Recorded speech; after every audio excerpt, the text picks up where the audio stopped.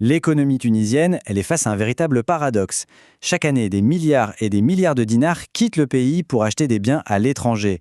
Alors pourquoi? Et surtout, qu'est-ce qui se cache vraiment derrière cette dépendance à l'importation? C'est ce qu'on va essayer de décortiquer ensemble. Le véritable enjeu, ici, ce n'est pas l'importation en soi. Tous les pays importent, c'est normal. Non, le vrai problème, c'est quand l'importation se transforme en dépendance. Et cette dépendance, elle nous pousse à nous poser une question beaucoup plus profonde. Et voilà, on y est. C'est ça, la question centrale. Mettons de côté le symptôme, c'est-à-dire l'importation, et attaquons-nous à la racine du mal, le déficit de production. C'est vraiment là que tout se joue. Juste pour qu'on se rende bien compte de l'échelle, chaque année, la Tunisie importe pour des milliards de dinars. Et on parle de tout, absolument tout. Des machines pour nos usines, de l'énergie pour nous éclairer, des produits alimentaires et même des logiciels qu'on utilise tous les jours. Ce graphique, il est assez parlant.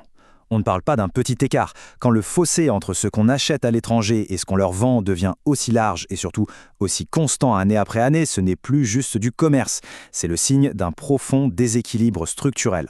Et ce déséquilibre, ce n'est pas juste un chiffre sur un tableau. Il a des conséquences très concrètes. D'abord, un déficit commercial qui fragilise les finances du pays. Ensuite, ça met une pression énorme sur notre monnaie. Et au bout du compte, ça crée une dépendance stratégique qui nous rend incroyablement vulnérables à la moindre crise mondiale.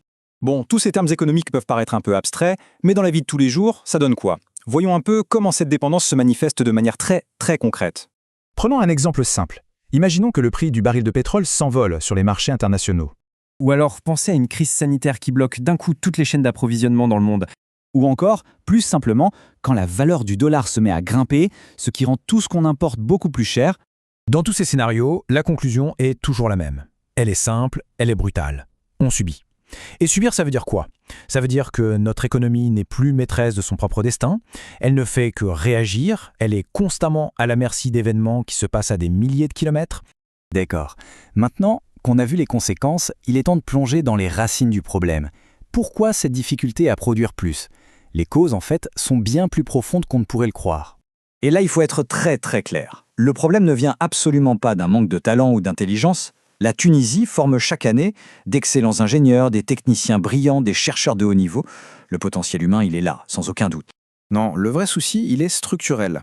En fait, on observe un schéma qui se répète sans cesse. On exporte nos matières premières à l'état brut pour ensuite importer les produits finis qui ont été fabriqués avec. C'est un peu le monde à l'envers.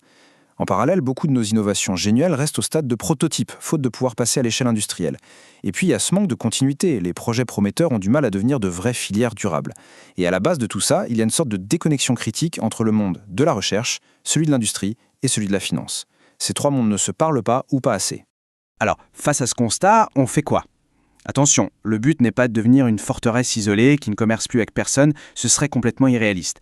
Non, il s'agit plutôt de mettre en place une stratégie intelligente, bien ciblée.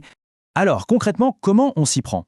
On peut imaginer une sorte de feuille de route. D'abord, il faut cibler intelligemment les secteurs prioritaires, comme l'énergie ou l'agroalimentaire par exemple. Ensuite, l'idée, c'est de transformer nos propres ressources sur place. Ça veut dire aussi aider nos innovations à sortir des laboratoires pour arriver dans les usines. Pour y arriver, c'est vital de construire des ponts, des vrais, entre nos universités, nos entreprises et les banques. Bien sûr, produire localement, ça ne suffit pas, il faut que ce soit de bonne qualité et compétitif. Et enfin, le plus important peut-être, tout ça doit s'inscrire dans une vision à long terme, sur 10 voire 20 ans. Et ce dernier point, il est absolument fondamental. Il faut être réaliste. Ce n'est pas un sprint qu'on nous demande, c'est un véritable marathon. Ça demande une approche patiente et très structurée. Réduire cette dépendance, c'est un processus qui prend du temps, forcément.